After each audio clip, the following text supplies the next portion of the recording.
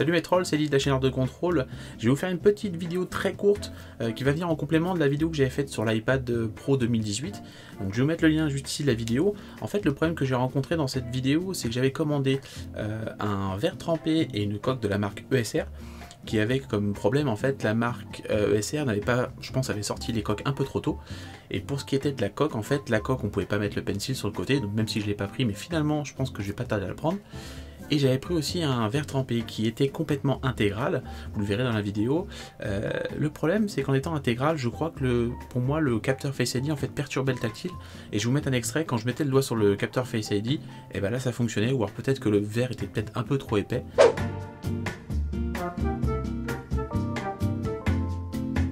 Donc vraiment ce verre m'a pas convaincu, et pareil pour la coque. Donc ce que j'ai fait, j'ai recommandé après plus de 15 jours. J'ai reçu donc ça que j'ai commandé sur Amazon, je vous mettrai le lien en description. Donc là cette fois-ci on est en marque JioTech, donc c'est eux aussi avaient fait la bêtise d'avoir fait le même verre et la même coque. Donc là c'est la seconde fournée avec un verre qui a été corrigé. Maintenant il a la petite découpe en haut pour le Face ID, donc comme sur les iPhones. Et j'ai commandé aussi donc une coque qui cette fois-ci à l'encoche pour pouvoir mettre le pencil, parce que finalement je pense qu'avec tout ce que je peux faire comme montage sur l'iPad maintenant, et comme j'ai plus de Mac pour le moment, ça peut être plutôt sympa. Donc je vais essayer ça, je vais mettre le verre trempé tout de suite, et puis je reviens juste après et je vous montre la coque, etc. Donc c'est parti. Et donc comme je disais là au début de la vidéo, on est sur la marque JioTech, et dedans il y en a deux. En plus donc des deux verres trempés, il y a deux lingettes pour pouvoir désalcooliser, enfin deux lingettes avec de l'alcool pour pouvoir nettoyer la dalle. On a des petits collants pour pouvoir retirer la poussière, et le petit chiffon pour retirer aussi la poussière, tout nettoyer. Voilà, et une fois monté, je vous montre ça de plus près.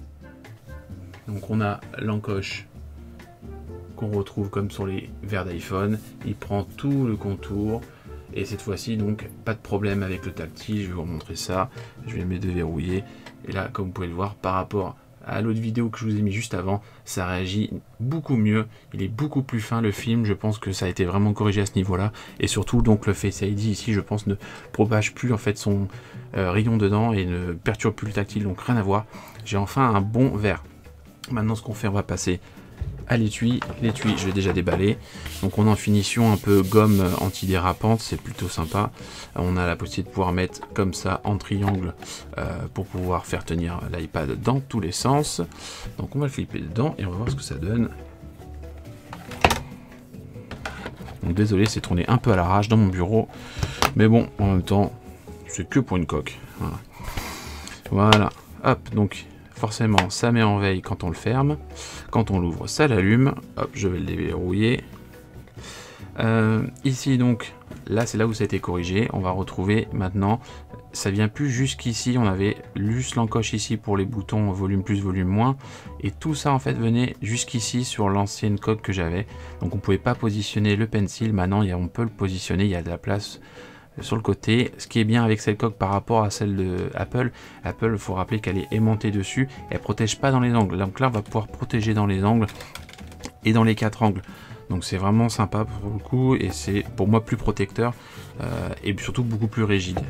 Voilà, donc là je pense que j'ai enfin trouvé la coque ultime, donc je vous remettrai dans tous les cas les liens dans la description. Alors attention, le seul petit défaut, vous voyez que là il réagit pas du tout, ou très mal.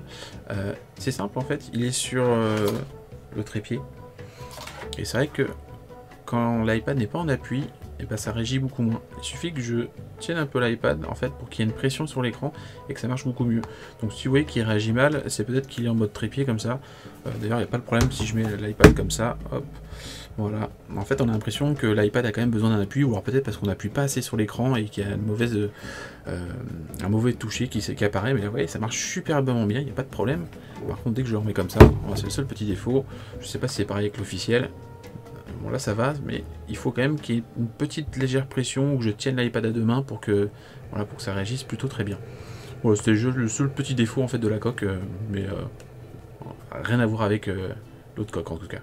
Donc voilà, c'est tout pour cette vidéo. Comme je l'ai dit, elle était très courte, c'était vraiment juste pour mettre au point les choses au niveau du verre trempé et de la coque, et puis histoire de vous conseiller un produit qui est un petit peu plus abouti que le premier que je vous avais montré dans la vidéo.